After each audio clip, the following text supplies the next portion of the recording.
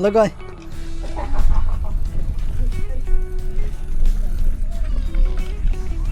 by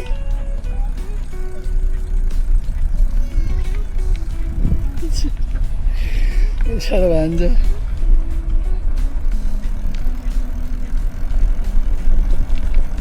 एकछिन हेर अगाडि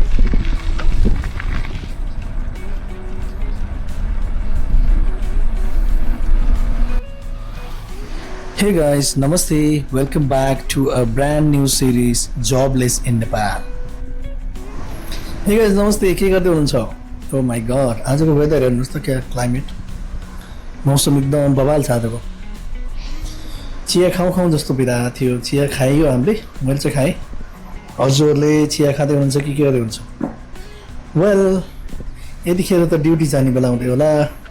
हैन वेल कहाँबाट हेर्दै हुनुहुन्छ यो भिडियोहरू दुबई कतार साउदी मलेसिया सबै साथीहरूले अनि युके युएस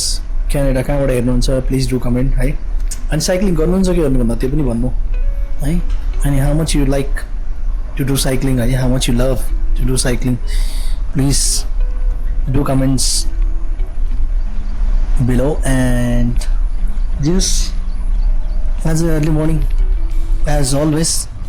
5:30 AM जहिले पनि म घरबाट निस्किने गर्छु र साइक्लिङ गर्ने गर्छु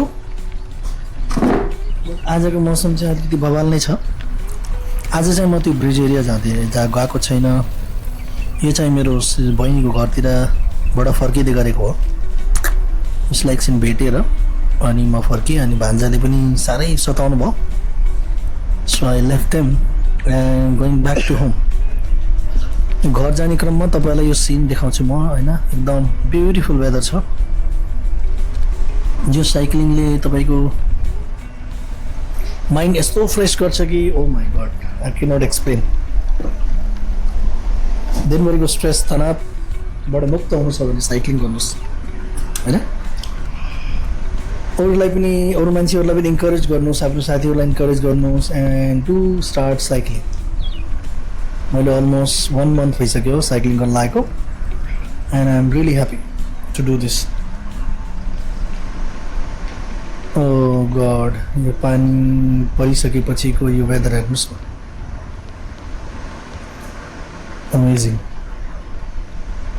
जे होस् मौसम चाहिँ बवाल छ क्या यो खास म त अहिले सोलो साइक्लिङ गरिरहेको छु एक्चुअली यदि तपाईँको फ्रेन्ड्स हुनुहुन्छ भने ग्रुपमा साइक्लिङ गर्न अझै मजा आउँछ क्या कुरा गर्दै है एकअर्कासँग बोल्दै मजा आउँछ नि ग्रुपिङमा एकदम यदि ग्रुपिङमा साइकल गर्नुहुन्छ भने त्यो पनि बेस्ट तर सोलो पनि गर्नु छ भने पिसफुल्ली अर्ली मर्निङ ट्राफिक एकदमै ट्राफिक कम हुन्छ ट्राफिक हुँदैन भनौँ न एक दुईवटा सिङ्गल गएर हुन्छ सो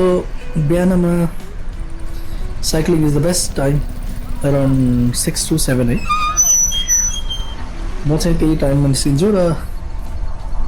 वेल सबैले त्यही टाइममा गर्दा राम्रो किनकि पोल्युसन पनि कम हुन्छ यतिखेर best time to do cycling है and what I will say